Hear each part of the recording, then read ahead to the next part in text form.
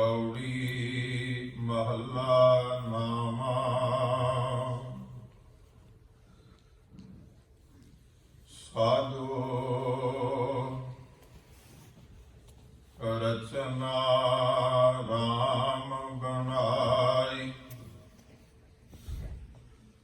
ਇਕ ਬਿਨਸੈ ਇਕ ਅਸਥਿਰ ਮਨ, ਅਚਰਜ ਲਖਿਓ ਨਾ ਜਾਈ। ਸਾਧੂ ਰਚਨਾ ਰਾਮ ਬਣਾਈ, ਇਕ ਬਿਨਸੈ ਇਕ ਅਸਥਿਰ ਮਨ, ਅਚਰਜ ਲਖਿਓ ਨਾ ਜਾਈ। ਰਹਾਉ ਕਾਮ ਕ੍ਰੋਧ ਮੋਹ ਬਸ ਪ੍ਰਾਨੀ, ਹਰ ਮੂਰਤ ਬਿਸਰਾਈ। ਝੂਠਾ ਤਨ ਸਾਚਾ ਕਰ ਮਾਨਿਓ, ਜਿਉ ਸੁਪਨਾ ਰਹਿ ਨਾਈ। ਜੋ ਦਿਸੈ ਸੋ ਸਗਲ ਬਿਨਾਸੈ, ਜਿਉ ਬਾਦਰ ਕੀ ਛਾਈ। ਜਨ ਨਾਨਕ ਜਗ ਜਾਣਿਓ ਮਿਥਿਆ, ਰਹੈ ਰਾਮ ਸ਼ਰਨਾਈ। ਜਨ ਨਾਨਕ ਜਗ ਜਾਣਿਓ ਮਿਥਿਆ, ਰਹੈ ਰਾਮ ਸ਼ਰਨਾਈ।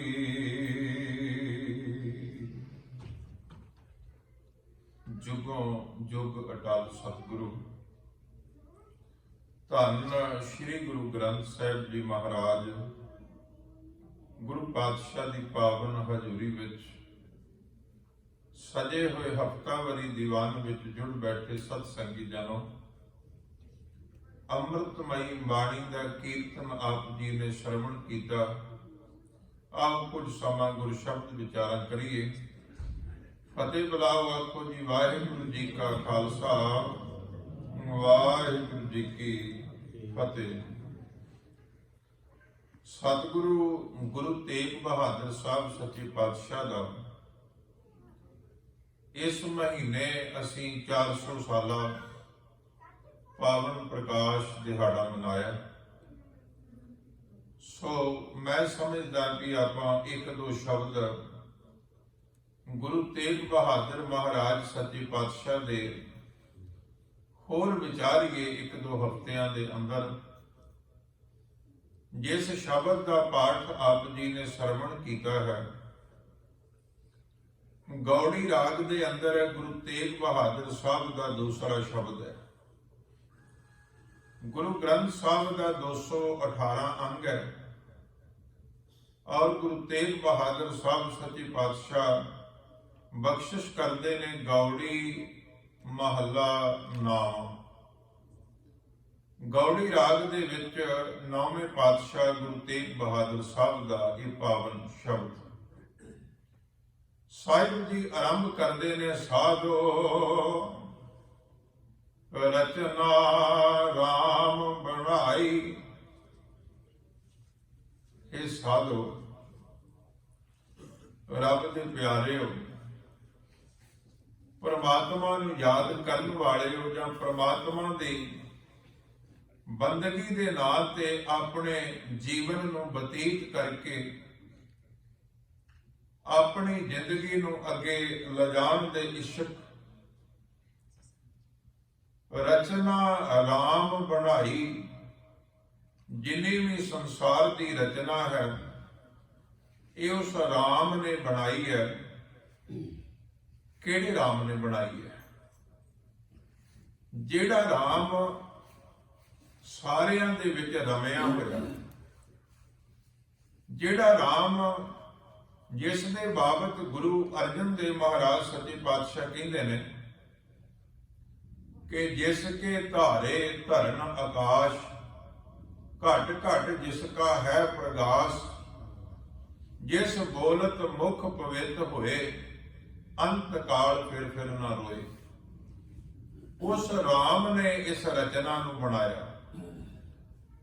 ਗੁਰਬਾਣੀ ਦੇ ਵਿੱਚ ਰਾਮ ਸ਼ਬਦ ਸੈਂਕੜੇ ਵਾਰੀ ਆਇਆ ਤੇ ਬਹੁਤੀ ਵਾਰੀ ਇਹਦਾ ਅਰਥ ਜਿਹੜਾ ਉਹ ਰਮਿਆ ਹੋਇਆ ਰਾਮ ਭਾਵ ਅਕਾਲ ਪੁਰਖ ਪਰਮਾਤਮਾ ਹੈ।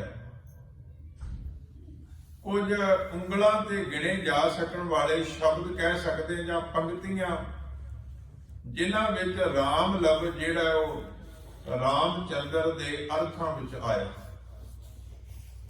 ਇਹ ਗੱਲ ਵੱਖਰੀ ਹੈ ਕਿ ਜਿਹੜੇ ਬੰਦੇ ਇਹ ਜਿੱਦ ਕਰਨ ਲਈ ਪੱਕੇ ਨੇ ਕਿ ਰਾਮ ਲਫ਼ਜ਼ ਜਿਹੜਾ ਗੁਰੂ ਗ੍ਰੰਥ ਸਾਹਿਬ ਦੇ ਵਿੱਚ ਆਇਆ ਤੇ ਇਹ ਰਾਮਚੰਦਰ ਵਾਸਤੇ ਆਇਆ, ਉਹਨਾਂ ਦੇ ਬਾਬਤ ਬੇਨਤੀ ਕਰਾਂਗਾ ਵੀ ਜਾਂ ਤੇ ਉਹ ਗੁਰੂ ਗ੍ਰੰਥ ਸਾਹਿਬ ਪੜ੍ਹਦੇ ਨਹੀਂ ਤੇ ਜਾਂ ਫਿਰ ਸਭ ਕੁਝ ਜਾਣਦਿਆਂ ਹੋਇਆ ਵੀ ਅਣਜਾਣ ਬਣਦੇ ਨੇ ਤੇ ਕੂੜ ਬੋਲਦੇ ਨੇ। ਜਦੋਂ ਕਿ ਗੁਰੂ ਗ੍ਰੰਥ ਸਾਹਿਬ ਦੇ ਅੰਦਰ ਜਿਹੜਾ ਵੀ ਸ਼ਬਦ ਜਿੱਥੇ ਵਰਤਿਆ ਗਿਆ ਉਹਦਾ ਬਹੁਤ ਸਪਸ਼ਟ ਉਲੇਖ ਹੈ ਵੀ ਉਹ ਕਿਸ ਭਾਵ ਵਿੱਚ ਵਰਤਿਆ ਗਿਆ। ਦੋ ਉਦਾਹਰਨਾਂ ਰਾਮ ਸ਼ਬਦ ਦੇ ਸੰਬੰਧੀ ਤੁਹਾਡੇ ਨਾਲ ਸਾਂਝੀਆਂ ਕਰਦਾ ਹਾਂ, ਕਿਉਂਕਿ ਸ਼ਬਦ ਆਇਆ ਗੁਰੂ ਤੇਗ ਬਹਾਦਰ ਸਾਹਿਬ ਕਹਿੰਦੇ ਨੇ ਵੀ ਸਾਧੋ ਰਚਨਾ ਰਾਮ ਬਣਾਈ। ਰਾਮ ਨੇ ਇਹ ਸਾਰੀ ਰਚਨਾ ਬਣਾਈ ਹੈ, ਜਿੰਨਾ ਵੀ ਸੰਸਾਰ ਹੈ ਇਹ ਅਕਾਲ ਪੁਰਖ ਪ੍ਰਮਾਤਮਾ ਨੇ ਬਣਾਇਆ। ਤੇ ਜਦੋਂ ਅਸੀਂ ਗੁਰਬਾਣੀ ਵਿੱਚੋਂ ਦੇਖਦੇ ਹਾਂ, ਭਗਤ ਨਾਮਦੇਵ ਜੀ ਨੇ ਵੀ ਰਾਮ ਸ਼ਬਦ ਦਾ ਜ਼ਿਕਰ ਬਹੁਤ ਕੀਤਾ, ਪਰ ਉਹ ਜਿੱਥੇ ਅਕਾਲ ਪੁਰਖ ਪਰਮਾਤਮਾ ਰਾਮ ਦੇ ਸੰਬੰਧੀ ਸ਼ਬਦ ਵਰਤਦੇ ਨੇ ਉੱਥੇ ਵੀ ਗੱਲ ਬਹੁਤ ਸਪਸ਼ਟ ਹੈ, ਪਰ ਜਿੱਥੇ ਉਹ ਰਾਮਚੰਦਰ ਦੇ ਪ੍ਰਤੀ ਰਾਮ ਸ਼ਬਦ ਵਰਤਦੇ ਨੇ ਉੱਥੇ ਵੀ ਬੜਾ ਸਪਸ਼ਟ ਉਹਨਾਂ ਲਿਖਿਆ। ਜਦੋਂ ਅਕਾਲ ਪੁਰਖ ਪਰਮਾਤਮਾ ਦੇ ਸੰਬੰਧ ਵਿੱਚ ਰਾਮ ਕਹਿੰਦੇ ਨੇ ਤੇ ਭਗਤ ਨਾਮਦੇਵ ਜੀ ਕਹਿੰਦੇ ਨੇ ਵੀ ਸਭੈ ਘਟ ਰਾਮ ਬੋਲੇ, ਰਾਮਾ ਬੋਲੇ, ਰਾਮ ਬਿਨਾ ਕੋ ਬੋਲੇ। ਸਾਰਿਆਂ ਘਟਾਂ ਦੇ ਵਿੱਚ ਭਾਵ ਸਾਰਿਆਂ ਸਰੀਰਾਂ ਦੇ ਵਿੱਚ ਇੱਕ ਪਰਮਾਤਮਾ ਦੀ ਰੌਂ ਚੱਲ ਰਹੀ ਹੈ, ਉਹ ਰਮਿਆ ਹੋਇਆ ਰਾਮ ਜਿਹੜਾ ਉਹ ਬੋਲ ਰਿਹਾ।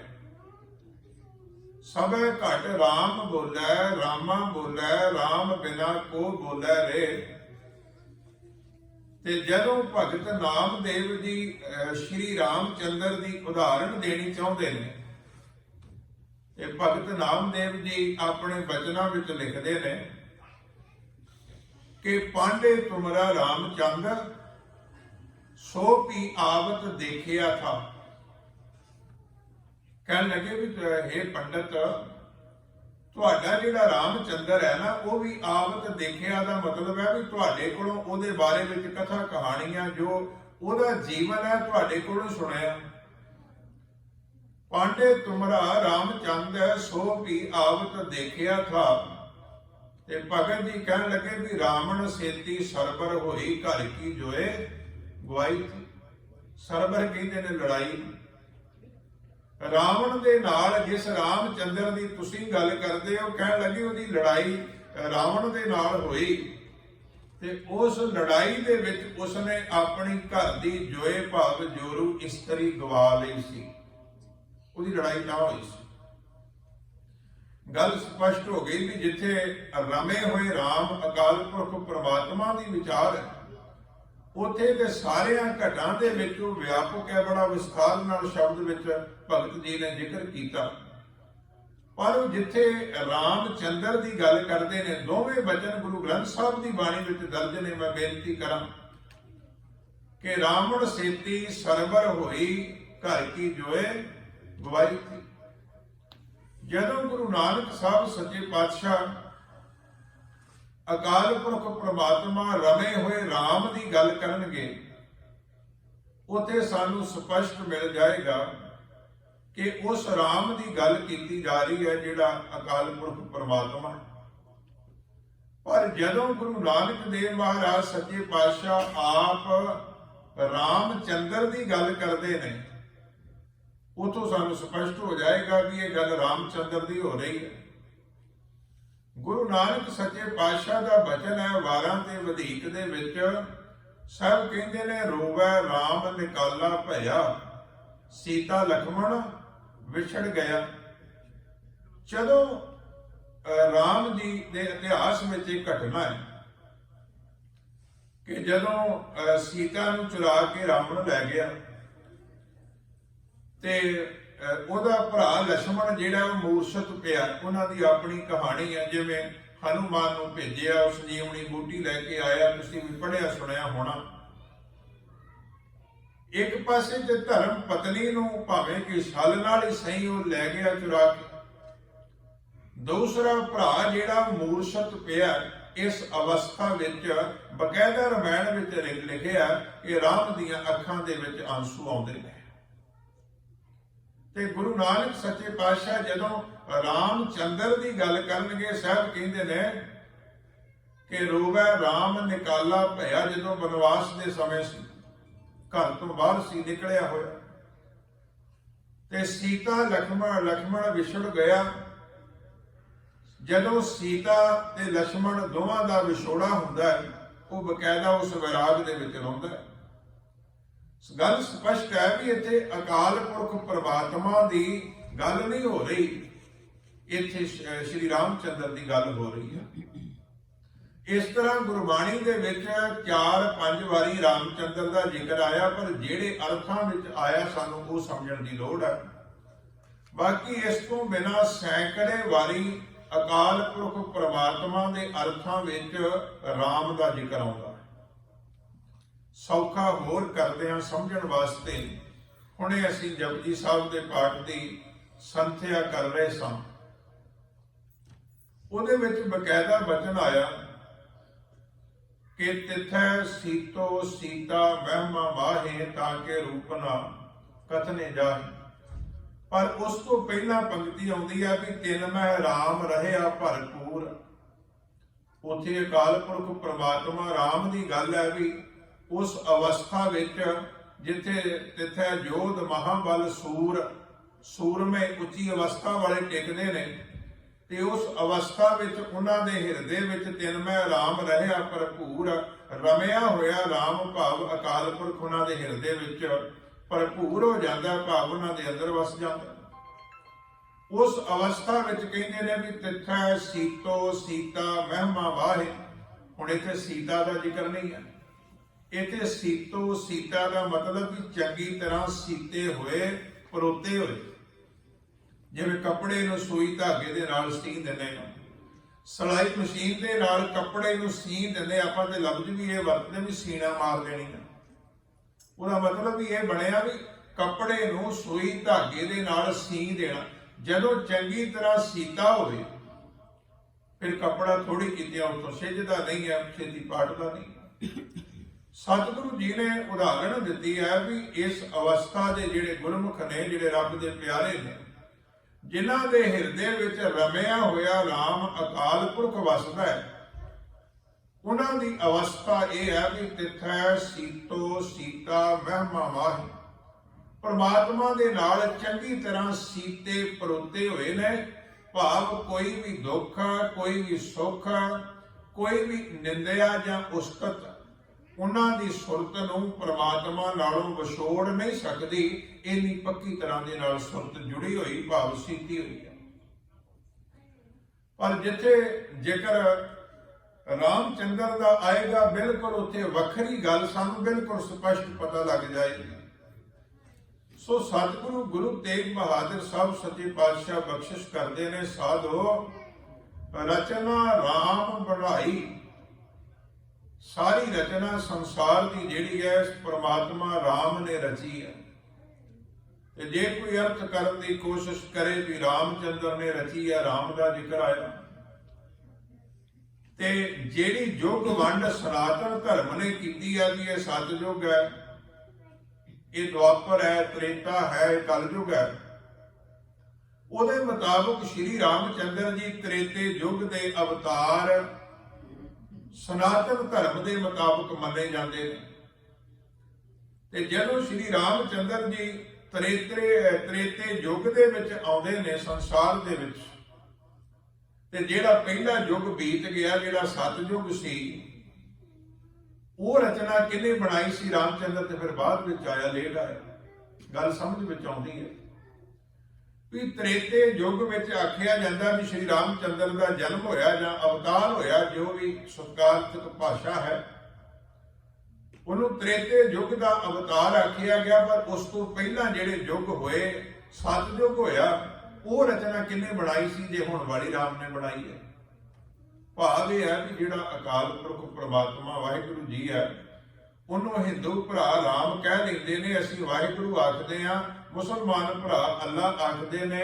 ਈਸਾਈ ਭਰਾ ਉਹਨੂੰ ਆਪਣੇ ਢੰਗ ਦੇ ਨਾਲ ਅਕਾਲ ਪੁਰਖ ਪ੍ਰਮਾਤਮਾ ਨੂੰ ਗੋਡ ਕਹਿ ਲੈਂਦੇ ਨੇ। ਪਰ ਉਹ ਜਿਹੜਾ ਸਾਰਿਆਂ ਵਿੱਚ ਰਮਿਆ ਹੋਇਆ, ਸਾਰਿਆਂ ਨੂੰ ਬਣਾਉਣ ਵਾਲਾ ਹੈ, ਸਾਰੀ ਸੰਸਾਰ ਦੀ ਰਚਨਾ ਉਸ ਅਕਾਲ ਪੁਰਖ ਪ੍ਰਮਾਤਮਾ ਨੇ ਬਣਾਈ ਹੈ। ਕਬੀਰ ਸਾਹਿਬ ਦੀ ਬਾਣੀ ਦੇ ਵਿੱਚੋਂ ਦੋ ਪ੍ਰਮਾਣ ਸਾਂਝੇ ਕਰਕੇ ਫਿਰ ਮੈਂ ਸ਼ਬਦ ਨੂੰ ਲੈ ਕੇ ਤੁਰਦਾ। ਭਗਤ ਕਬੀਰ ਸਾਹਿਬ ਕਹਿੰਦੇ ਨੇ ਵੀ ਰਾਮ ਕਹਿਣ ਦੇ ਵਿੱਚ ਵੀ ਬੜਾ ਵੱਡਾ ਭੇਦ ਬਣਿਆ ਹੋਇਆ, ਬੜੀ ਕਨਫਿਊਜ਼ਨ ਪੈਦਾ ਕੀਤੀ ਹੋਈ ਹੈ। ਪਰ ਕਹਿੰਦੇ ਨੇ ਵੀ ਇੱਕ ਰਾਮ ਉਹ ਹੈ ਵੀ ਜਦੋਂ ਪੁਜਾਰੀ ਜਨੇਊ ਪਾਉਂਦਾ ਹੈ ਤੇ ਕਹਿੰਦਾ ਵੀ ਤੇਰਾ ਰੱਬ ਜਿਹੜਾ ਉਹ ਰਾਮ ਹੈ, ਉਹ ਗੱਲ ਰਾਮਚੰਦਰ ਦੀ ਕਰੇਗਾ। ਪਰ ਜਦੋਂ ਰੱਬ ਦਾ ਪਿਆਰਾ ਵਾਹਿਗੁਰੂ ਜੀ ਦੇ ਪਿਆਰ ਵਿੱਚ ਜੁੜਦਾ, ਉਹ ਜਿਸ ਰਾਮ ਨੂੰ ਜਪੇਗਾ ਉਹ ਰਮੇ ਹੋਏ ਰਾਮ ਦੀ ਗੱਲ ਕਰੇਗਾ। ਭਗਤ ਕਬੀਰ ਸਾਹਿਬ ਦਾ ਸ਼ਲੋਕ ਹੈ ਬਹੁਤ ਪਿਆਰਾ। ਕਹਿਣ ਲੱਗੇ ਕਬੀਰ, ਰਾਮ ਕਹਿਣ ਮਹਿ ਭੇਦ ਹੈ, ਤਾਂ ਮੈਂ ਏਕ ਵਿਚਾਰ, ਸੋਈ ਰਾਮ ਸਭੈ ਕਹਿ, ਸੋਈ ਕਉਤੁਕ ਹਾਰ। ਕਹਿਣ ਲੱਗੇ ਰਾਮ ਕਹਿਣ ਦੇ ਵਿੱਚ ਵੀ ਭੇਦ ਹੈ, ਬਹੁਤ ਵੱਡਾ ਫਰਕ ਹੈ। ਤਾਂ ਮੈਂ ਏਕ ਵਿਚਾਰ, ਕਹਿਣ ਲੱਗੇ ਉਹਦੇ ਵਿੱਚ ਇੱਕ ਵਿਚਾਰ ਹੈ। ਵਿਚਾਰ ਕਿਹੜੀ ਹੈ? ਰਾਮ ਕਹਿਣ ਮੈਂ ਭੇਦ ਹੈ, ਤਾਂ ਮੈਂ ਏਕ ਵਿਚਾਰ, ਸੋਈ ਰਾਮ ਸਭੈ ਕਹਿ। ਉਹੀ ਰਾਮ ਹੈ ਜਿਹੜਾ ਸਾਰੇ ਕਹਿੰਦੇ ਨੇ, ਤੇ ਸੋਈ ਕੌਤਕ ਹਾਰ। ਇੱਕ ਰਾਮ ਉਹ ਹੈ ਜਿਹਦੇ ਕੌਤਕ ਰਾਸ ਲੀਲਾ ਦੇ ਵਿੱਚ ਕੀਤੇ ਜਾਂਦੇ ਨੇ, ਭਾਵ ਰਾਮਚੰਦਰ ਦਾ ਭੇਸ ਬਣਾ ਕੇ। ਤੇ ਜਦੋਂ ਲੋਕ ਰਾਸ ਲੀਲਾ ਦੇਖਦੇ ਨੇ ਤੇ ਉਦੋਂ ਬਕਾਇਦਾ ਜਿਹਨੇ ਰਾਮ ਦਾ ਭੇਸ ਧਾਰਨ ਕੀਤਾ ਉਹਨੂੰ ਰਾਮ ਹੀ ਕਹਿੰਦੇ ਨੇ। ਪਰ ਉਹਨਾਂ ਦਾ ਭਾਵ ਹੁੰਦਾ ਹੈ ਕਿ ਰਾਮਚੰਦਰ ਦਾ ਭੇਸ ਧਾਰਨ ਕੀਤਾ ਹੋਇਆ। ਪਰ ਇੱਕ ਰਾਮ ਉਹ ਹੈ ਜਿਹੜਾ ਅਕਾਲ ਪੁਰਖ ਪਰਮਾਤਮਾ ਹੈ, ਤੇ ਉਹਦੇ ਚਰਨਾਂ ਵਿੱਚ ਜੁੜਨ ਵਾਲੇ ਉਸ ਰਾਮ ਅਕਾਲ ਪੁਰਖ ਵਾਹਿਗੁਰੂ ਜੀ ਨੂੰ ਯਾਦ ਕਰਦੇ ਨੇ। ਬੇਨਤੀ ਕਰਾਂ, ਜਿਹੜੀ ਗੁਰਬਾਣੀ ਦੀ ਸਚਾਈ ਹੈ ਨਾ, ਸਾਡੇ ਤੇ ਹਾਲਾਤ ਇਹ ਬਣ ਗਏ ਕਿ ਗੁਰਦੁਆਰਿਆਂ ਦੇ ਵਿੱਚ ਵੀ ਗੁਰਬਾਣੀ ਦੀ ਗੱਲ ਕਰਨ ਜੋਗੀ ਅਸੀਂ ਹਿੰਮਤ ਗਵਾ ਬੈਠੇ। ਨਾ ਤੇ ਪ੍ਰਬੰਧਕਾਂ ਦੀਆਂ ਲੱਤਾਂ ਭਾਰ ਝੱਲਦੀਆਂ, ਮੈਂ ਬੇਨਤੀ ਕਰਾਂ, ਤੇ ਨਾ ਸਾਡੇ ਪ੍ਰਚਾਰਕਾਂ ਦੀਆਂ ਝੱਲਦੀਆਂ। ਕਿਉਂਕਿ ਜਿੱਦਾਂ ਦੇ ਖਿਆਲ ਸਾਡੇ ਬਣੇ ਹੋਏ ਨੇ ਨਾ, ਅਸੀਂ ਤੇ ਇਹ ਸੋਚਦੇ ਆ ਵੀ ਜੇ ਚਾਰ ਬੰਦੇ ਉੱਠ ਕੇ ਚੱਲ ਗਏ ਵੀ ਇਹਨਾਂ ਨੂੰ ਚੰਗਾ ਨਹੀਂ ਲੱਗਾ ਹੋਣਾ। ਪਰ ਕਈ ਵਾਰੀ ਇਹ ਵੀ ਸੋਚਿਆ ਕਰੀਏ ਵੀ ਜੇ ਜਿਹੜੇ ਗੁਰੂ ਦੀ ਬਾਣੀ ਚੋਂ ਗੱਲ ਕਰ ਰਹੇ ਆ, ਉਹਦੀ ਹਜ਼ੂਰੀ 'ਚ ਬਹਿ ਕੇ ਝੂਠ ਬੋਲੀ ਜਾਵਾਂਗੇ, ਗੁਰੂ ਨੂੰ ਚੰਗਾ ਲੱਗੂਗਾ? ਜੇ ਦੋ ਬੰਦੇ ਨਾਰਾਜ਼ ਵੀ ਹੋ ਜਾਣ ਤੇ ਕੀ ਫਰਕ ਪੈਂਦਾ ਹੈ? ਪਰ ਜਿਸ ਦਿਨ ਗੁਰੂ ਰੁੱਸ ਗਿਆ ਉਸ ਦਿਨ ਕਿੰਨੇ ਬਾਹ ਨਹੀਂ ਪਾਣੀ। ਸਤਿਗੁਰੂ ਕਿਰਪਾ ਕਰੇ। ਇਸ ਗੱਲ ਦਾ ਮੈਂ ਨਹੀਂ ਸਮਝਦਾ ਵੀ ਕੋਈ ਬਹੁਤਾ ਫਰਕ ਪੈਂਦਾ। ਜਿਹੜੀ ਗੁਰਬਾਣੀ ਦੀ ਸਚਾਈ ਹੈ ਉਹ ਸਾਨੂੰ ਪੜ੍ਹਨੀ ਤੇ ਸਮਝਣੀ ਤੇ ਸਮਝਾਉਣੀ ਚਾਹੀਦੀ ਹੈ, ਜਿੰਨੀ ਆਪ ਨੂੰ ਸਮਝ ਹੋਵੇ। ਬੇਨਤੀ ਕਰਨ ਲੱਗਾ ਕਿਉਂਕਿ ਮੈਂ ਸਮਝਦਾ ਕਈਆਂ ਦਾ ਮਨੋਭਾਵ ਏਦਾਂ ਦਾ ਬਣਿਆ ਹੋਇਆ ਵੀ ਇਹ ਤੇ ਨਿੰਦਿਆ ਜੀ ਵਾਲੀ ਗੱਲ ਹੋ ਗਈ। ਹੁਣ ਨਿੰਦਿਆ ਵਾਲੀ ਗੱਲ ਤੇ ਤਾਂ ਹੋਵੇ ਜੇ ਪ੍ਰਚਾਰਕ ਆਪਣੇ ਕੋਲੋਂ ਕਰੇ, ਤੇ ਜੇ ਹੁਣ ਭਗਤ ਕਬੀਰ ਸਾਹਿਬ ਕਹਿੰਦੇ ਨੇ, ਜਾਂ ਹੁਣ ਨਾਮਦੇਵ ਜੀ ਦਾ ਸ਼ਬਦ ਤੁਹਾਡੇ ਸਾਹਮਣੇ ਮੈਂ ਰੱਖਿਆ, ਤੇ ਭਗਤ ਨਾਮਦੇਵ ਦੀ ਬਾਣੀ ਨੂੰ ਗੁਰੂ ਅਰਜਨ ਸਾਹਿਬ ਨੇ ਭਾਈ ਗੁਰਦਾਸ ਨੂੰ ਹੁਕਮ ਕੀਤਾ ਵੀ ਲਿਖੋ ਗ੍ਰੰਥ ਸਾਹਿਬ ਦੇ ਵਿੱਚ। ਤੇ ਜਦੋਂ ਬਾਣੀ ਗੁਰੂ ਲਿਖਾ ਲਿਆ, ਲਿਖਣ ਵਾਲਾ ਭਾਈ ਗੁਰਦਾਸ ਗੁਰੂ ਸਾਹਿਬ ਦਾ ਪਿਆਰਾ ਸਿੱਖ ਲਿਖਾਰੀ ਲਿਖ ਰਿਹਾ, ਫਿਰ ਤੇ ਸਾਨੂੰ ਪ੍ਰਮਾਣਿਕਤਾ ਦੀ ਸਮਝ ਆ ਜਾਣੀ ਚਾਹੀਦੀ ਹੈ ਵੀ ਸਾਨੂੰ ਗੁਰੂ ਕੀ ਬਾਣੀ ਦੀ ਗੱਲ ਡਟ ਕੇ ਕਰਨੀ ਚਾਹੀਦੀ ਹੈ, ਕੋਈ ਫਰਕ ਨਹੀਂ ਪੈਂਦਾ। ਸਤਿਗੁਰੂ ਪਾਤਸ਼ਾਹ ਕਿਰਪਾ ਕਰਨ, ਮੈਂ ਬੇਨਤੀ ਕਰ ਰਿਹਾ ਸਾਂ। ਕਬੀਰ ਰਾਮ ਕਹਿਣ ਮਹਿ ਭੇਦ ਹੈ, ਰਾਮ ਕਹਿਣ ਦੇ ਵਿੱਚ ਵੀ ਇੱਕ ਬੜਾ ਭੇਦ ਹੈ। ਤਾਂ ਮੈਂ ਇੱਕ ਵਿਚਾਰ, ਕਹਿੰਦੇ ਉਹਦੇ ਵਿੱਚ ਇੱਕ ਵਿਚਾਰ ਹੈ, ਇੱਕ ਗੱਲ ਹੈ, ਉਹ ਕਿਹੜੀ ਹੈ? ਸੋਈ ਰਾਮ ਸਭੇ ਕਹਿ। ਇੱਕ ਤੇ ਉਹ ਰਾਮ ਹੈ ਜਿਹਨੂੰ ਸਾਰੇ ਕਹਿੰਦੇ ਨੇ ਵੀ ਰੱਬ ਜੀ ਆ, ਅਕਾਲ ਪੁਰਖ ਵਾਹਿਗੁਰੂ, ਤੇ ਸੋਈ ਕੌਤਕ ਹਾਰ। ਇੱਕ ਉਹ ਰਾਮ ਹੈ ਜਿਹੜਾ ਦਸ਼ਰਥ ਦਾ ਪੁੱਤਰ ਹੈ, ਤੇ ਜਿਹਦੇ ਸਾਂਗ ਬਣਾ ਕੇ ਰਾਸ ਲੀਲਾ ਦੇ ਵਿੱਚ ਲੋਕ ਕੌਤਕ ਕਰਦੇ ਨੇ। ਕਬੀਰ ਸਾਹਿਬ ਕਹਿੰਦੇ ਨੇ ਮੈਂ ਰੋਕਦਾ ਨਹੀਂ ਵੀ ਤੁਸੀਂ ਰਾਮ ਨਾ ਕਹੋ, ਰਾਮ ਸ਼ਬਦ ਕੋਈ ਮਾੜਾ ਨਹੀਂ, ਰਾਮ ਰਮੇ ਹੋਏ ਪ੍ਰਮਾਤਮਾ ਦੇ ਵਾਸਤੇ ਹੈ। ਕਿਸ ਦਾ ਨਾਮ ਹੀ ਰਾਮਚੰਦਰ ਹੋ ਸਕਦਾ। ਅੱਜ ਵੀ ਕਈ ਬੰਦੇ ਜਿਨ੍ਹਾਂ ਦਾ ਨਾਮ ਕੋਈ ਰਾਮਪਾਲ ਹੈ, ਕੋਈ ਇਸ ਤਰ੍ਹਾਂ ਦੇ ਨਾਂ ਹੈਗੇ ਆ। ਕੋਈ ਰਾਮ ਕਹਿਣ ਦੇ ਵਿੱਚ ਕੋਈ ਮੁਸ਼ਕਲ ਨਹੀਂ ਹੈ, ਚੰਗਾ ਨਾਮ ਹੈ। ਰੱਬ ਦੇ ਨਾਂ ਤੇ ਰੱਖੇ ਹੋਏ ਨਾਂ ਜਿਹੜੇ ਆ ਉਹ ਸਗੋਂ ਸਤਿਕਾਰ ਨਾਲ ਲੈਣੇ ਚਾਹੀਦੇ ਨੇ। ਹਰ ਧਰਮ ਨੇ ਆਪਣੇ ਧਰਮ ਅਕੀਦੇ ਦੇ ਮੁਤਾਬਕ ਆਪਣੇ ਬੱਚਿਆਂ ਦੇ ਨਾਮ ਰੱਖੇ ਹੁੰਦੇ ਨੇ। ਹਿੰਦੂ ਭਰਾਵਾਂ ਨੇ ਬਹੁਤ ਸਾਰੇ ਰਾਮ ਵਰਗੇ ਨਾਂ, ਜਾਂ ਪਹਿਲਾ ਰਾਮ ਲੱਗਾ ਜਾਂ ਬਾਅਦ ਵਿੱਚ ਲੱਗਾ ਰਾਮ ਲਾਲ, ਜਾਂ ਹੋਰ ਤਰ੍ਹਾਂ ਬੜੇ ਨਾਂ ਸਾਨੂੰ ਮਿਲਦੇ ਨੇ। ਉਹਨਾਂ ਦੀ ਆਪਣੀ ਆਸਥਾ ਦੇ ਮੁਤਾਬਕ ਉਹਨਾਂ ਨੇ ਨਾਂ ਰੱਖੇ ਨੇ, ਤੇ ਨਾਂ ਸਾਰੇ ਚੰਗੇ ਨੇ। ਮਨੁੱਖ ਚੰਗਾ ਹੋਣਾ ਚਾਹੀਦਾ। ਜਦੋਂ ਸਿੱਖਾਂ ਦੇ ਨਾਂ ਦੀ ਗੱਲ ਆਏਗੀ ਤੇ ਗੁਰਬਾਣੀ ਵਿੱਚੋਂ ਮਿਲਦੇ ਜੁਲਦੇ ਸ਼ਬਦਾਂ ਦੇ ਨਾਂ ਤੁਹਾਨੂੰ ਮਿਲ ਜਾਣਗੇ। ਇਸੇ ਤਰ੍ਹਾਂ ਸਾਰੇ ਧਰਮਾਂ ਦਾ ਆਪੋ ਆਪਣਾ ਵਿਧੀ ਵਿਧਾਨ ਬਣਿਆ ਹੋਇਆ। ਰਾਮ ਕਹਿਣ ਦੇ ਵਿੱਚ ਕੋਈ ਕਿਸੇ ਨੂੰ ਕੋਈ ਮੁਸ਼ਕਲ ਨਹੀਂ ਹੈ, ਪਰ ਗੱਲ ਜਿੱਥੇ ਸਿਧਾਂਤ ਦੀ ਹੈ, ਗੱਲ ਜਿੱਥੇ ਸੱਚ ਦੀ ਹੈ ਵੀ ਗੁਰਬਾਣੀ ਵਿੱਚ ਅਕਾਲ ਪੁਰਖ ਦੇ ਅਰਥਾਂ ਵਿੱਚ ਰਾਮ ਕਿੱਥੇ ਆਇਆ ਤੇ ਸ਼੍ਰੀ ਰਾਮਚੰਦਰ ਦੇ ਅਰਥਾਂ ਵਿੱਚ ਰਾਮ ਕਿੱਥੇ ਆਇਆ, ਆਪਾਂ ਉਹ ਗੱਲ ਕਰ ਰਹੇ ਹਾਂ। ਕਿਉਂਕਿ ਸ਼ਬਦ ਹੈ ਵੀ ਸਾਧੋ ਰਚਨਾ ਰਾਮ ਬਣਾਈ। ਗੁਰੂ ਤੇਗ ਬਹਾਦਰ ਸਾਹਿਬ ਕਹਿੰਦੇ ਨੇ ਵੀ ਰਚਨਾ ਜਿਹੜੀ ਉਹ ਰਾਮ ਅਕਾਲ ਪੁਰਖ ਵਾਹਿਗੁਰੂ ਜੀ ਨੇ ਬਣਾਈ। ਤੇ ਇਹ ਭੁਲੇਖਾ ਨਾ ਲੱਗ ਜਾਏ ਵੀ ਕਿਹੜੇ ਰਾਮ ਨੇ ਬਣਾਈ ਹੈ, ਇਸ ਕਰਕੇ ਮੈਂ ਸਪਸ਼ਟ ਕਰਨ ਦੀ ਕੋਸ਼ਿਸ਼ ਕਰ ਰਿਹਾ। ਕਬੀਰ ਸਾਹਿਬ ਆਖਦੇ ਨੇ ਅਗਲੇ ਸ਼ਲੋਕ ਦੇ ਵਿੱਚ, ਕਬੀਰ ਰਾਮੈ ਰਾਮ ਕਹੋ ਕਹਿ ਮਾਹੀ ਵਿਵੇਕ। ਪਰ ਕਹਿਣ ਦੇ ਵਿੱਚ ਇੱਕ ਵਿਵੇਕ ਹੈ, ਇੱਕ ਸਮਝ ਵਾਲੀ ਗੱਲ ਹੈ ਕਿ ਕਿਹੜੇ ਰਾਮ ਨੂੰ ਯਾਦ ਕਰਦਾ। ਕਬੀਰ ਰਾਮੈ ਰਾਮ ਕਹੋ ਕਹਿ ਮਾਹੀ ਵਿਵੇਕ, ਏਕ ਅਨੇਕਾ ਮਿਲ ਗਿਆ ਏਕ ਸਮਾਨਾ ਏਕ। ਇੱਕ ਰਾਮ ਉਹ ਹੈ ਜਿਹੜਾ ਅਨੇਕਾਂ ਵਿੱਚ ਮਿਲਿਆ ਹੋਇਆ, ਭਾਵ ਸਾਰਿਆਂ ਵਿੱਚ ਰਮਿਆ ਹੋਇਆ। ਏਕ ਅਨੇਕਾ ਮਿਲ ਗਿਆ ਤੇ ਏਕ ਸਮਾਨਾ ਏਕ। ਇੱਕ ਉਹ ਹੈ ਜਿਹੜਾ ਇੱਕੋ ਹੀ ਸਰੀਰ ਵਿੱਚ ਆਇਆ, ਜਿਹਨੂੰ ਦਸ਼ਰਥ ਦਾ ਪੁੱਤਰ ਸ਼੍ਰੀ ਰਾਮਚੰਦਰ ਕਹਿੰਦੇ ਨੇ। ਦੋਵਾਂ ਦੇ ਵਿੱਚ ਭੇਦ ਹੈ। ਵਿਵੇਕ ਦਾ ਅਰਥ ਹੁੰਦਾ ਵੀ ਵਿਚਾਰ ਸਮਝ ਵਾਲੀ ਗੱਲ, ਗਿਆਨ ਵਾਲੀ ਗੱਲ। ਇਹ ਹੈ ਵੀ ਇੱਕ ਰਾਮ ਉਹ ਹੈ ਜਿਹੜਾ ਸਾਰਿਆਂ ਦੇ ਵਿੱਚ ਵਸਦਾ ਹੈ। ਇੱਕ ਰਾਮ ਉਹ ਹੈ ਜਿਹੜਾ ਸ਼੍ਰੀ ਰਾਮਚੰਦਰ ਨਾਮ ਦੇ ਸਰੀਰ ਵਿੱਚ ਸੀ, ਜਿਹਨੂੰ ਰਾਮਚੰਦਰ ਜੀ ਆਖਿਆ ਜਾਂਦਾ ਸੀ। ਪਰ ਜਿਹੜੇ ਰਾਮ ਦੀ ਗੱਲ ਗੁਰਮਤਿ ਨੇ ਕੀਤੀ ਹੈ, ਉਹ ਰਾਮ ਅਕਾਲ ਪੁਰਖ ਪਰਮਾਤਮਾ ਵਾਹਿਗੁਰੂ ਹੈ। ਸਾਹਿਬ ਕਹਿੰਦੇ ਨੇ ਉਸ ਰਾਮ ਨੇ ਇਹ ਰਚਨਾ ਬਣਾਈ ਹੈ, ਸੰਸਾਰ ਨੂੰ ਬਣਾਇਆ। ਸਾਧੂ ਰਚਨਾ ਰਾਮ ਬਣਾਈ। ਇੱਕ ਬਿਨਸੈ ਇੱਕ ਅਸਥਰ ਮਾਨੈ, ਅਚਰਜ ਲਖਿਓ ਨਾ ਜਾਈ। ਇਸ ਰਚਨਾ ਦੇ ਵਿੱਚ ਹਰ ਚੀਜ਼ ਨਾਸਮੰਤ ਹੈ। ਪਰਮਾਤਮਾ ਅਵਿਨਾਸ਼ੀ ਹੈ, ਨਾਸ ਤੋਂ ਰਹਿਤ ਹੈ, ਪਰ ਜੋ ਕੁਝ ਵੀ ਉਹਨੇ ਬਣਾਇਆ ਹੈ ਉਹ ਬਿਨਸ ਜਾਣ ਵਾਲਾ ਹੈ। ਪਰ ਗੁਰੂ ਤੇਗ ਬਹਾਦਰ ਸਾਹਿਬ ਕਹਿੰਦੇ ਨੇ ਕਿ ਇੱਕ ਬਿਨਸਾ ਇੱਕ ਅਸਥਿਰ ਮਨ ਹੈ।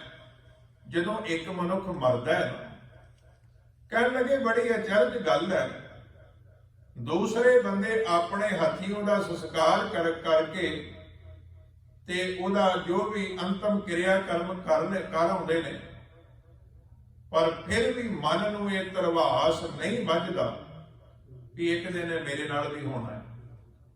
ਜੇ ਇਹ ਨਹੀਂ ਸੰਸਾਰ ਤੇ ਸਦਾ ਰਿਹਾ ਤੇ ਰਹਿਣਾ ਮੈਂ ਵੀ ਨਹੀਂ ਹਾਂ, ਮੇਰਾ ਵੀ ਸਰੀਰ ਨਾਸਵੰਤ ਹੈ। ਇੱਕ ਬਿਨਸ ਹੈ, ਇੱਕ ਬਿਨਸ ਗਿਆ, ਇੱਕ ਮਰ ਗਿਆ, ਇੱਕ ਅਸਥਰ ਮਨ ਹੈ, ਇੱਕ ਅਸਥਰ ਕਰਕੇ ਮੰਨ ਰਿਹਾ। ਅਚਰਜ ਲਖਿਓ ਨਾ ਜਾਈ, ਗੁਰੂ ਤੇਗ ਬਹਾਦਰ ਸਾਹਿਬ ਕਹਿੰਦੇ ਇਹ ਅਚਰਜ ਗੱਲ ਹੈ, ਇਹ ਲਖਿਆ ਕਿਹਾ ਨਹੀਂ ਜਾ ਸਕਦਾ, ਸਮਝਿਆ ਨਹੀਂ ਜਾ ਰਿਹਾ ਸੰਸਾਰ ਵੱਲੋਂ ਵੀ ਬੰਦਾ ਉਸੇ ਵਹਿਣ ਦੇ ਵਿੱਚ ਵਿਆਹ ਹੈ। ਭਗਤ ਕਬੀਰ ਸਾਹਿਬ ਕਹਿੰਦੇ ਨੇ ਕਿ ਜਿਹੜੇ ਬੰਦੇ ਰੱਬ ਦੀ ਬੰਦਗੀ ਨਹੀਂ ਕਰਦੇ, ਪਰਮਾਤਮਾ ਨੂੰ ਜਿਨ੍ਹਾਂ ਨੇ ਭੁਲਾ ਦਿੱਤਾ ਹੈ, ਕਹਿਣ ਲੱਗੇ ਉਹਨਾਂ ਨੂੰ ਸੁਚੇਤ ਕਰਨ ਵਾਸਤੇ ਵੀ ਇੱਕ ਗੱਲ ਯਾਦ ਰੱਖੋ, ਜੇ ਤੇਰੇ ਘਰ ਦੇ ਨੇੜੇ ਤੇਰੇ ਗੁਆਂਢ ਵਿੱਚ ਜੇ ਕੋਈ ਮੌਤ ਹੋਈ ਹੈ ਨਾ, ਤੈਨੂੰ ਸੰਦੇਸ਼ਾ ਦੇ ਦੇਵੇ ਵੀ ਜਿਹੜੀ ਘਟਨਾ ਕਿਸੇ ਗੁਆਂਢੀ ਦੇ ਘਰ ਵਾਪਰੀ ਹੈ ਇੱਕ ਦਿਨ ਮੇਰੇ ਨਾਲ ਵੀ ਵਾਪਰ ਸਕਦੀ ਹੈ ਤੇ ਵਾਪਰਨੀ ਹੈ। ਕਬੀਰ ਡੂਬੋ ਗੇਰੇ ਵਾਪਰੇ ਬਹੁ ਲੋਗਨ ਕੀ ਕਾਨ, हे ਵਾਪਰੇ हे ਮੂਰਖ ਜੀਵ, ਕਹਿਣ ਲੱਗੇ ਵੀ ਤੂੰ ਲੋਕ ਲਾਜ ਦੇ ਵਿੱਚ ਡੁੱਬਿਆ ਹੋਇਆ, ਤੇਰੀ ਜ਼ਿੰਦਗੀ ਦੇ ਅੰਦਰ ਲੋਕ ਕੀ ਕਹਿਣਗੇ, ਇਹ ਗੱਲ ਨੇ ਤੈਨੂੰ ਰੱਬ ਦੇ ਰਾਹ ਤੇ ਤੁਰਨੋਂ ਵੀ ਰੋਕਿਆ ਹੋਇਆ। ਲੋਕਾਚਾਰੀ ਬਹੁਤੀ ਕਰਦਾ, ਆਪਣੇ ਜੀਵਨ ਦਾ ਫਿਕਰ ਘੱਟ ਕਰਦਾ। ਕਬੀਰ ਡੂਬੋ ਗੇਰੇ ਵਾਪੁਰੇ ਬਹੁ ਲੋਗਨ ਕੀ ਕਾਨ, ਪਾਰੋਸੀ ਕੇ ਜੋ ਹੁਆ ਤੂੰ ਆਪਣੇ ਵੀ ਜਾਣ। ਪੜੋਸੀ ਹਿੰਦੀ ਦਾ ਲਫ਼ਜ਼ ਹੈ, ਪੜੋਸੀ ਆਪਾਂ ਕਹਿੰਦੇ ਆ। ਜਿਹੜਾ ਗੁਆਂਢੀ ਦੇ ਘਰ ਹੋਇਆ, ਇਹ ਗੱਲ ਯਾਦ ਰੱਖ ਵੀ ਤੇਰੇ ਨਾਲ ਵੀ ਹੋ ਸਕਦਾ ਤੇ ਕਦੇ ਵੀ ਹੋ ਸਕਦਾ। ਪੜੋਸੀ ਕੇ ਜੋ ਹੁਆ ਤੂੰ ਆਪਣੇ ਵੀ ਜਾਣ। ਇੱਕ ਬਿਨਸਾ ਇੱਕ ਅਸਥਿਰ ਮਨ ਹੈ, ਅਚਰਜ ਲਖਿਓ ਨਾ ਜਾਈ। ਇੱਕ ਪ੍ਰਮਾਣ ਹੋਰ ਦੇ ਦਿਆਂ, ਫਿਰ ਆਪਾਂ ਸ਼ਬਦ ਮੁਕੰਮਲ ਕਰਾਂਗੇ। ਜਿਸ ਗੁਰੂ ਤੇਗ ਬਹਾਦਰ ਸਾਹਿਬ ਸੱਚੇ ਪਾਤਸ਼ਾਹ ਦੀ ਬਾਣੀ ਦਾ ਸ਼ਬਦ ਆਪਾਂ ਸਮਝ ਰਹੇ ਹਾਂ,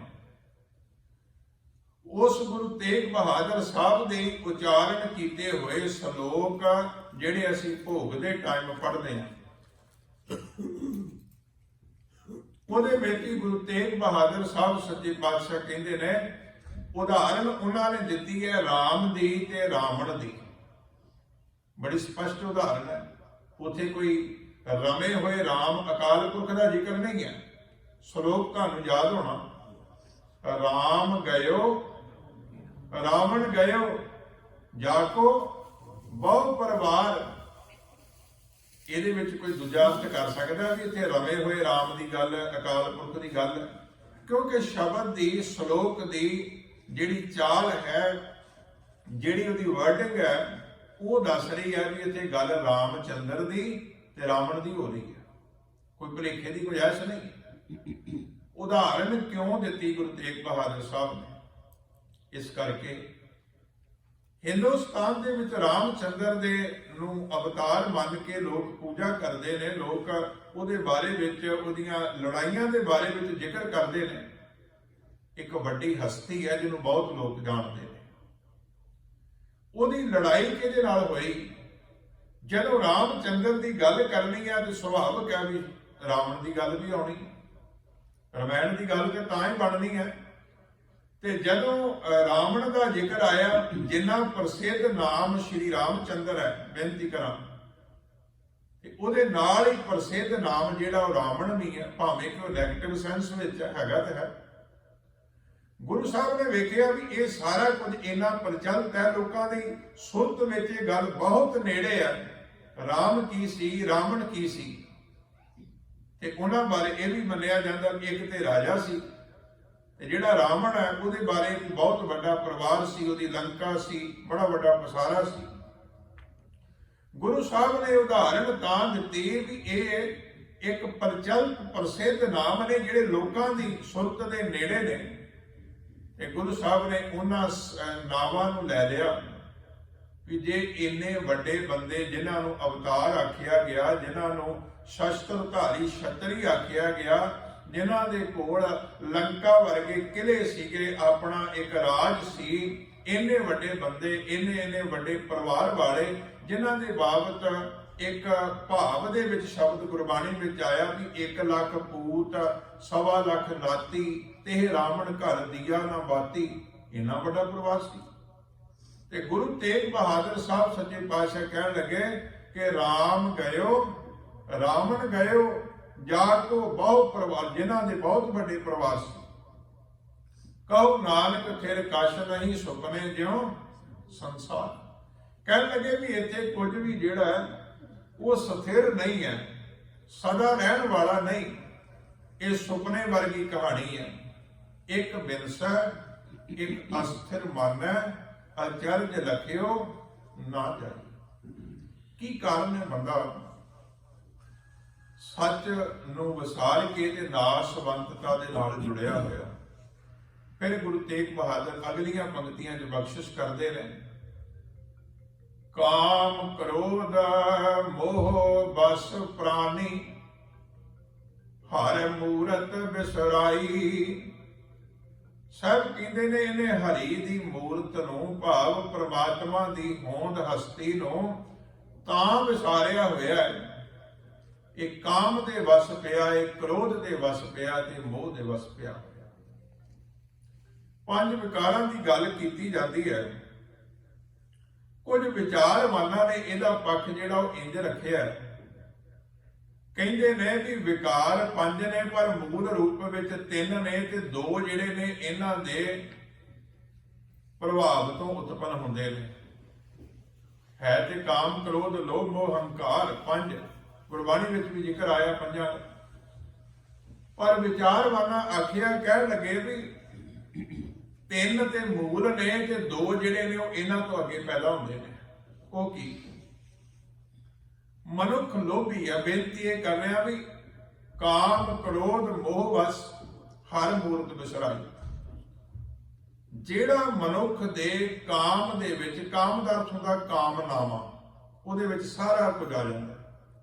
ਕਾਮਨਾਵਾਂ, ਇਛਾਵਾਂ, ਅਗਲਾ ਸਾਰਾ ਸੰਸਾਰ ਆ ਗਿਆ। ਜਿਹੜਾ ਮਨੁੱਖ ਸਾਡੀਆਂ ਕਾਮਨਾਵਾਂ, ਸਾਡੇ ਕਾਮ ਦੇ ਵਿੱਚ ਰੋਕ ਬਣਦਾ ਹੈ, ਉਹ ਮਨੁੱਖ ਨੂੰ ਚੰਗਾ ਨਹੀਂ ਲੱਗਦਾ। ਉੱਤੇ ਕ੍ਰੋਧ ਆਉਂਦਾ ਹੈ, ਉੱਤੇ ਕ੍ਰੋਧ ਆਉਂਦਾ ਹੈ। ਤੇ ਜਿਹੜਾ ਬੰਦਾ ਸਾਡੇ ਲੋਭ ਦੀ ਪੂਰਤੀ ਕਰਦਾ ਹੈ, ਉਸ ਤੇ ਮੋਹ ਆਉਂਦਾ ਹੈ। ਇਸ ਕਰਕੇ 3 ਤੇ ਉਹ ਨੇ ਕਿ ਕਾਮ ਹੈ, ਲੋਭ ਹੈ, ਹੰਕਾਰ ਹੈ, 3 ਨੇ। 2 ਇਹਨਾਂ ਦੇ ਪ੍ਰਭਾਵ ਤੋਂ ਪੈਦਾ ਹੁੰਦੇ ਨੇ ਕਿ ਜਿਹੜਾ ਸਾਡੀਆਂ ਕਾਮਨਾਵਾਂ, ਕਾਮ ਦੇ ਵਿੱਚ ਰੋੜਾ ਬਣੇਗਾ, ਉਹਦੇ ਉੱਤੇ ਕ੍ਰੋਧ ਆਉਂਦਾ ਹੈ। ਤੇ ਜਿਹੜਾ ਸਾਡੇ ਲੋਭ ਦੀ ਪੂਰਤੀ ਕਰੇ, ਸਾਡੇ ਸਵਾਰਥ ਦੀ ਪੂਰਤੀ ਕਰੇ, ਉਹਦੇ ਤੇ ਪਿਆਰ ਆਉਂਦਾ, ਉੱਤੇ ਮੋਹ ਆਉਂਦਾ। ਪਾਤਸ਼ਾਹ ਕਹਿੰਦੇ ਨੇ ਇਹ 3 ਚੀਜ਼ਾਂ ਕਰਕੇ ਇਹਨੇ ਹਰ ਮੂਰਤ ਵਿਸਰਾਈ, ਇਹਨੇ ਪ੍ਰਮਾਤਮਾ ਦੀ ਹੋਂਦ ਹਸਤੀ ਨੂੰ ਵਿਸਾਰ ਦਿੱਤਾ। ਕਾਮ ਕ੍ਰੋਧ ਮੋਹ ਬਸ ਪ੍ਰਾਣੀ, ਇਹਨਾਂ ਦੇ ਵਸ ਪੈ ਕੇ ਤੇ ਹਰ ਮੂਰਤ ਵਿਸਰਾਈ, ਹਰੀ ਦੀ ਮੂਰਤੀ ਨੂੰ ਇਸ ਨੇ ਵਿਸਾਰ ਦਿੱਤਾ। ਤੇ ਹੋਇਆ ਕੀ ਵੀ ਝੂਠਾ ਤਨ ਸਾਚਾ ਕਰ ਮਾਨਿਓ, ਜਿਉ ਸੁਪਨਾ ਰਹਿ ਨਾਹੀ। ਇਸ ਨੇ ਆਪਣੇ ਝੂਠੇ ਤਨ ਨੂੰ, ਸਰੀਰ ਨੂੰ ਸੱਚਾ ਕਰਕੇ ਮੰਨ ਲਿਆ। ਤੇ ਜਿਉਂ ਸੁਪਨਾ ਰਹਿ ਨਾਈ, ਜਿਵੇਂ ਰਾਤ ਦਾ ਸੁਪਨਾ ਆਉਂਦਾ ਹੈ ਨਾ, ਸੁਪਨੇ ਦੇ ਵਿੱਚ ਸਾਰਾ ਕੁਝ ਜਿਹੜਾ ਉਹ ਸੱਚ ਹੀ ਪ੍ਰਤੀਤ ਹੁੰਦਾ। ਜਦੋਂ ਜਿੰਨਾ ਚਿਰ ਸੁਪਨਾ ਟੁੱਟਦਾ ਨਹੀਂ ਨਾ, ਉਹਨਾਂ ਚਿਰ ਸਾਰਾ ਕੁਝ ਸੱਚ ਪ੍ਰਤੀਤ ਹੁੰਦਾ। ਜੇ ਬੰਦਾ ਦੁਖੀ ਹੋ ਰਿਹਾ ਤੇ ਸੁਪਨੇ ਦੇ ਵਿੱਚ ਬਿਲਕੁਲ ਦੁਖੀ ਹੋ ਰਿਹਾ ਹੁੰਦਾ ਹੈ, ਇਹਨੀ ਹਾਲਤ ਬੁਰੀ ਹੁੰਦੀ ਹੈ ਵੀ ਜਦੋਂ ਸੁਪਨਾ ਟੁੱਟਦਾ ਹੈ, ਇੱਕ ਵਾਰੀ ਤੇ ਇੰਝ ਲੱਗਦਾ ਵੀ ਇੰਨਾ ਦੁੱਖ ਮੌਤ ਹੀ ਹੋ ਚੱਲੀ ਸੀ। ਪਰ ਜੇ ਸੁਪਨਾ ਸੁਖਦ ਹੈ, ਸੁਖ ਹੋ ਰਿਹਾ ਹੈ, ਸੁਖ ਮਿਲ ਰਿਹਾ ਹੈ, ਬੰਦਾ ਸੁਪਨੇ ਦੇ ਵਿੱਚ ਉਹਦਾ ਭਰਪੂਰ ਆਨੰਦ ਲੈ ਰਿਹਾ ਹੁੰਦਾ। ਭਾਵੇਂ ਇਹ ਕਹਿ ਲਓ ਕਿ ਕੋਈ ਰਾਜਾ ਬਣ ਗਿਆ, ਐ ਤਖਤ ਤੇ ਬੈਠਾ ਹੋਇਆ, ਹੁਕਮ ਚਲਾ ਰਿਹਾ, ਨੌਕਰ ਚਾਕਰ ਆਲੇ ਦੁਆਲੇ, ਕੋਈ ਨਹੀਂ ਪਤਾ ਹੁੰਦਾ, ਭਾਵੇਂ ਕਿਸੇ ਫੁੱਟਪਾਥ ਤੇ ਪਿਆ, ਸੜਕ ਦੇ ਕੰਢੇ ਪਏ ਨੂੰ ਵੀ ਰਾਜੇ ਦਾ ਸੁਪਨਾ ਆ ਸਕਦਾ, ਕੋਈ ਵੱਡੀ ਗੱਲ ਥੋੜੀ। ਵੈਸੇ ਸੁਪਨਾ ਜਿਹੜਾ ਉਹ ਜੋ ਕੁਝ ਅਸੀਂ ਦਿਨ ਵਿੱਚ ਸੁਣਦੇ ਹਾਂ, ਬੋਲਦੇ ਹਾਂ, ਸੋਚਦੇ ਹਾਂ, ਉਹਨਾਂ ਦੇ ਵਿੱਚੋਂ ਹੀ ਕੁਝ ਚੀਜ਼ਾਂ ਇਕੱਠੀਆਂ ਹੋ ਕੇ ਨੇ ਸਾਡਾ ਸੁਪਨਾ ਬਣਦਾ। ਤੁਸੀਂ ਕਈ ਵਾਰੀ ਤਜਰਬਾ ਕੀਤਾ ਹੁੰਦਾ। ਹੁਣ ਕਈ ਵਾਰੀ ਤਾਂ ਸੁਪਨਾ ਇਸ ਢੰਗ ਦਾ ਹੁੰਦਾ ਕਿ ਜੋ ਕੁਝ ਸੋਚਿਆ, ਬੋਲਿਆ, ਸਮਝਿਆ ਨਾ ਸਾਰੇ ਦਿਨ ਦੇ ਵਿੱਚ, ਭਾਵੇਂ ਕੁਝ ਇੱਥੋਂ ਬਾਰੇ ਸੀ, ਕੁਝ ਇੰਡੀਆ ਬਾਰੇ ਸੀ, ਕਈ ਵਾਰੀ ਸੁਪਨਾ ਬੜਾ ਮਿਕਸ ਜਿਹਾ ਹੋਇਆ ਹੁੰਦਾ ਹੈ। ਬੰਦਾ ਬੈਠਾ ਇੱਥੇ ਹੁੰਦਾ ਹੈ, ਗੱਲ ਉੱਥੇ ਹੋ ਰਹੀ ਹੁੰਦੀ ਹੈ, ਘਰ ਇੰਡੀਆ ਵਾਲਾ ਲੱਗੀ ਜਾਂਦਾ ਹੈ, ਕੰਮ ਇੱਥੇ ਵਾਲਾ ਲੱਗੀ ਜਾਂਦਾ, ਮਿਕਸ ਜਿਹਾ ਹੋ ਜਾਂਦਾ ਸੁਪਨਾ। ਕਈ ਵਾਰੀ ਤੁਸੀਂ ਵੀ ਅਨੁਭਵ ਕੀਤਾ ਹੋਣਾ। ਕਾਰਨ ਜੋ ਕੁਝ ਦਿਨ ਦੇ ਵਿੱਚ ਸੋਚਿਆ ਹੈ, ਬੋਲਿਆ ਹੈ, ਸਮਝਿਆ ਹੈ, ਜਾਂ ਜਿਸ ਤਰ੍ਹਾਂ ਦੇ ਵੀ ਵਿਚਾਰ ਬਣਦੇ ਰਹੇ, ਜਾਂ ਅੱਜ ਦਾ ਦਿਨ ਜਾਂ ਕੁਝ ਦਿਨ ਪਹਿਲਾਂ, ਜਾਂ ਜਿਸ ਤਰ੍ਹਾਂ ਵੀ ਹੋ ਸਕਦਾ ਹੈ, ਜਿਹੜੇ ਵਿਚਾਰ ਅੰਦਰ ਇਕੱਠੇ ਹੋਏ ਇੱਕ ਤਰਤੀਬ ਜੀ ਬਣ ਕੇ, ਭਾਵੇਂ ਕਿ ਸਹੀ ਤਰਤੀਬ ਵੀ ਨਾ ਬਣੇ, ਪਰ ਉਗੜ ਦੁਗੜ ਜੀ ਇਕੱਠੀ ਹੋ ਕਰਕੇ ਇੱਕ ਪਿਕਚਰ ਦੀ ਬਣ ਜਾਂਦੀ ਹੈ। ਨੀਂਦ ਗੂੜੀ ਦੇ ਵਿੱਚ ਸੁਪਨਾ ਜਿਹੜਾ ਇੱਕ ਫਿਲਮ ਦੀ ਤਰ੍ਹਾਂ ਚੱਲੀ ਜਾਂਦਾ, ਬੰਦਾ ਉਹਦੇ ਵਿੱਚ ਜਾਂ ਤੇ ਰਸ ਲੈ ਰਿਹਾ, ਸੁੱਖ ਲੈ ਰਿਹਾ ਹੁੰਦਾ, ਜਾਂ ਫਿਰ ਦੁਖੀ ਹੋ ਰਿਹਾ ਹੁੰਦਾ। ਬੇਨਤੀ ਕਰਾਂ, ਕਈ ਵਾਰੀ ਇਸ ਤਰ੍ਹਾਂ ਵੀ ਹੁੰਦਾ। ਦੁੱਖੇ ਤੇ ਸੁਪਨਾ ਜਿਹੜਾ ਹੈ ਨਾ, ਕੋਈ ਮਾਰ ਧਾੜ ਹੋ ਰਹੀ ਹੈ, ਕਿਤੇ ਆਪਣੇ ਆਪ ਨੂੰ ਬਚਾ ਕੇ ਦੌੜਨ ਦਾ ਯਤਨ ਕਰ ਰਿਹਾ, ਤੇ ਜਦੋਂ ਵੀ ਸੁਪਨਾ ਟੁੱਟਦਾ ਹੈ ਨਾ, ਬੇਨਤੀ ਕਰਾਂ, ਮਹਿਸੂਸ ਕੀਤਾ ਜਾਂਦਾ, ਬੰਦੇ ਦਾ ਦਿਲ ਧੜਕ ਰਿਹਾ ਹੁੰਦਾ ਵੀ ਮਸਾਂ ਹੀ ਬਚਿਆ ਹੈ। ਸੁਪਨਾ ਹੀ ਹੈ, ਸਾਰਿਆਂ ਨਾਲ ਹੁੰਦਾ ਹੈ, ਪਰ ਇਹ ਸੱਚ ਹੈ, ਕੋਈ ਬੰਦਾ ਐਸਾ ਨਹੀਂ ਜਿਹਦਾ ਸੁਪਨਾ ਆਇਆ ਹੋਵੇ ਤੇ ਸੁਪਨਾ ਟੁੱਟਾ ਨਾ ਹੋਵੇ। ਸੁਪਨਾ ਤਾਂ ਸੁਪਨਾ ਹੀ ਹੈ। ਜਦੋਂ ਮਨੁੱਖ ਸੁਪਨੇ ਤੋਂ ਬਾਹਰ ਆਉਂਦਾ ਹੈ, ਆਪਣੇ ਆਪ ਨੂੰ ਠੀਕ ਠਾਕ ਮਹਿਸੂਸ ਕਰਦਾ ਵੀ ਸੁਪਨਾ ਹੀ ਸੀ। ਜੇ ਬੁਰਾ ਹੋਵੇ ਤੇ ਬੰਦਾ ਕਹਿੰਦਾ ਵੀ ਸ਼ੁਕਰ ਹੋਵੇ ਸੁਪਨਾ ਹੀ ਸੀ, ਤੇ ਜੇ ਸੁਪਨਾ ਸੁੱਖ ਦਾ ਆ ਰਿਹਾ ਹੋਵੇ ਫਿਰ ਬੰਦਾ ਕਹਿੰਦਾ 10 ਮਿੰਟ ਹੋਰ ਅੱਖ ਲੱਗ ਜਾਂਦੀ। ਕੁਦਰਤੀ ਹੈ, ਬੰਦਾ ਸਵਾਰਥੀ ਹੈ ਨਾ, ਸੁੱਖ ਭਾਲਦਾ। ਗੁਰੂ ਸਾਹਿਬ ਨੇ ਕਹਿੰਦੇ ਨੇ ਵੀ ਜਿਹੜਾ ਸੰਸਾਰ ਹੈ ਨਾ, ਇਹ ਸੁਪਨੇ ਵਰਗਾ, ਝੂਠਾ ਤਨ ਸਾਚਾ ਕਰ ਮਾਨਿਓ, ਜਿਉਂ ਸੁਪਨਾ ਰਹਿ ਨਾਈ ਦਾ ਅਰਥ ਵੀ ਰਾਤ ਦਾ ਸੁਪਨਾ। ਗੁਰੂ ਤੇਗ ਬਹਾਦਰ ਸਾਹਿਬ ਤੇ ਕਹਿੰਦੇ ਨੇ ਵੀ ਜਿਉਂ ਸੁਪਨਾ ਅਰ ਪੀਖਣਾ, ਐਸੇ ਜਗ ਕੋ ਜਾਨ, ਇਨ ਮੈਂ ਕਛ ਸਾਚੋ ਨਹੀਂ, ਨਾਨਕ ਬਿਨ ਭਗਵਾਨ। ਬੜੇ ਸਰਲ ਸ਼ਲੋਕ ਨੇ, ਅਸੀਂ ਸੁਣਦੇ ਹਾਂ। ਜਿਉਂ ਸੁਪਨਾ ਅਰ ਪੀਖਣਾ, ਪੀਖਣਾ ਕਹਿੰਦੇ ਨੇ ਤਮਾਸ਼ੇ। ਸੁਪਨੇ ਦੀ ਗੱਲ ਆਪਾਂ ਕਰ ਲਈ, ਤਮਾਸ਼ੇ ਦੀ ਕਰੀਏ ਜਦੋਂ ਆਪਾਂ ਕੋਈ ਕੌਤਕ ਦੇਖਦੇ ਹਾਂ, ਕੋਈ ਤਮਾਸ਼ਾ ਦੇਖਦੇ ਹਾਂ।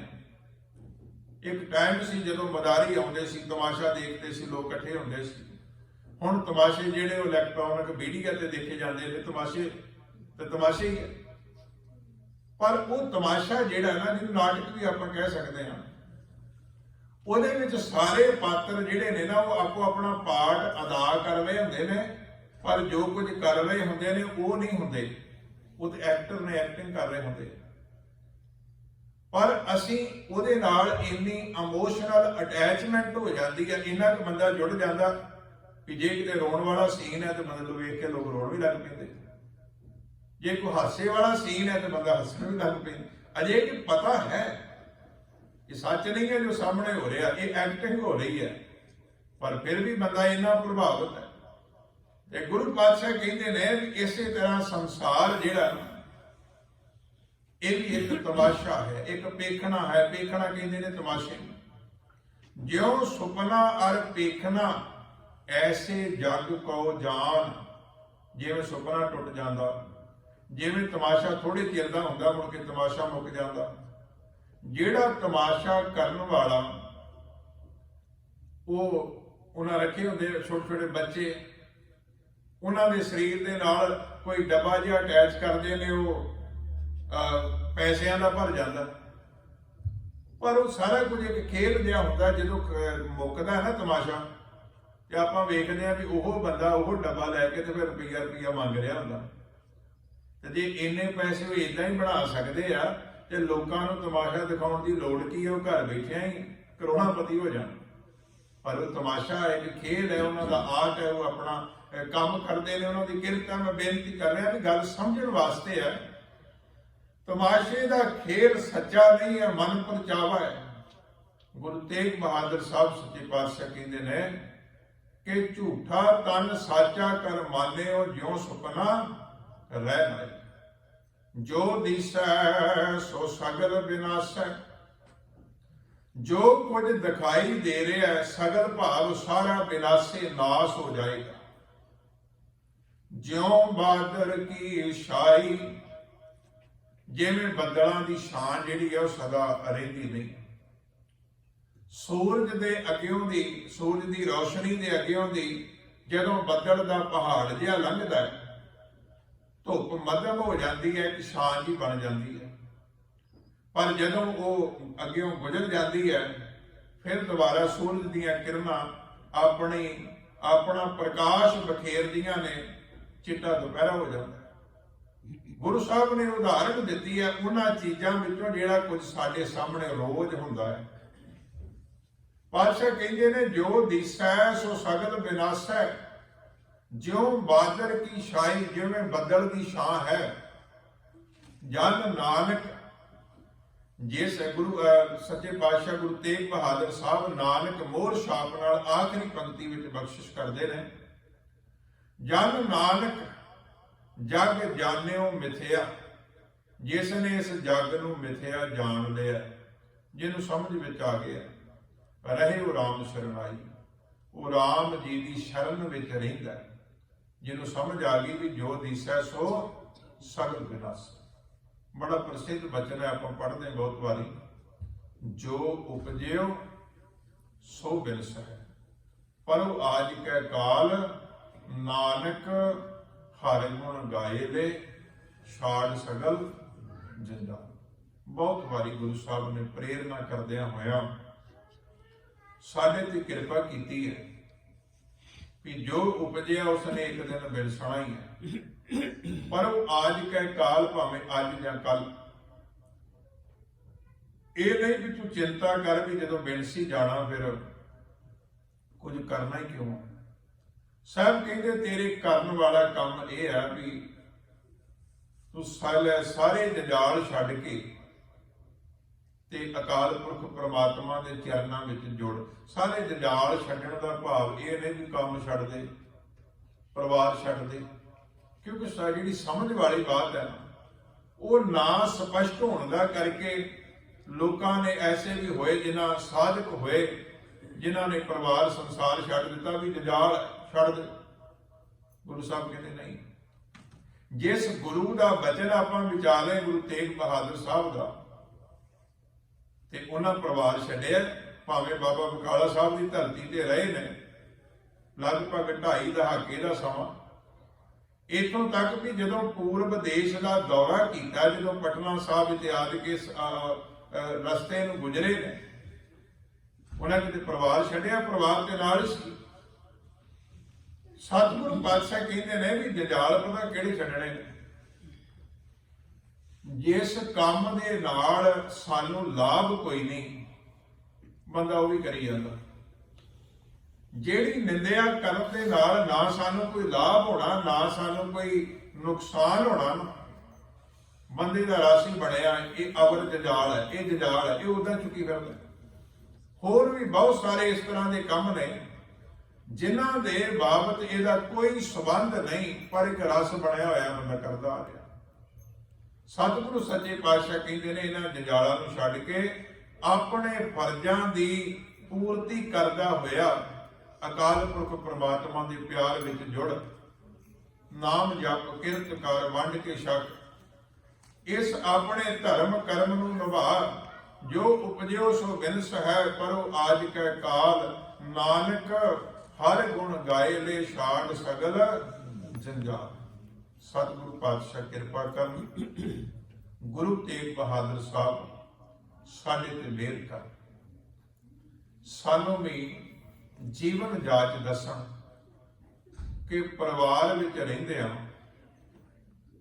ਨਿਰਮੋਹ ਕਿਵੇਂ ਹੋਇਆ ਜਾਂਦਾ ਹੈ। ਕ੍ਰੋਧ ਦੀ ਅਵਸਥਾ ਆਲੇ ਦੁਆਲੇ ਕ੍ਰੋਧ ਦੀ ਅੱਗ ਬਲ ਰਹੀ ਹੋਵੇ, ਪਰ ਉਹਦੇ ਵਿੱਚ ਸ਼ਾਂਤ ਕਿਵੇਂ ਰਿਹਾ ਜਾਂਦਾ, ਇਹ ਗੁਰੂ ਸਾਹਿਬ ਕਿਰਪਾ ਕਰਨ ਸਾਨੂੰ ਵੀ ਜੀਵਨ ਜਾਚ ਦੇਣ। क्योंकि बाबा बकाला साहब की धरती से जदों गुरु प्रगट होंदे ने गुरु तेग बहादुर साहब धीर मल के हुक्म नाल छीयां मसंद गोली भी चला दिंदा, हमला किया जाता, गुरु घर का समान ही लुट के लै जाते। जे आम संसार की गल हो सकता भी क्रोध का बंदे का टिकाणा ना रहे, पर गुरु तेग बहादुर साहब सच्चे पातशाह कहते भले धीर मल भले जी, भले धीर मल धीर, रब तेन धीरज दवे तेरा भला हो। ये गुरु तेग बहादुर साहब की अवस्था। सतगुरु सच्चे पातशाह कृपा कर गुरु तेग बहादुर का शब्द विचारन का यतन किया कि सानू प्रेरणा मिले सिੱਖੀ ਦਾ जीवन की है, गुरबाणी मुताबिक सिੱਖੀ की है। सतगुरु जी बेद कर होइयां भुलां चुकां दी खिमा बख्शणी फतेह बुलाओ। वाहिगुरू जी का खालसा वाहिगुरू जी की फतेह। आओ मिल के नाम साहब का पाठ करिए, समाप्त करिए।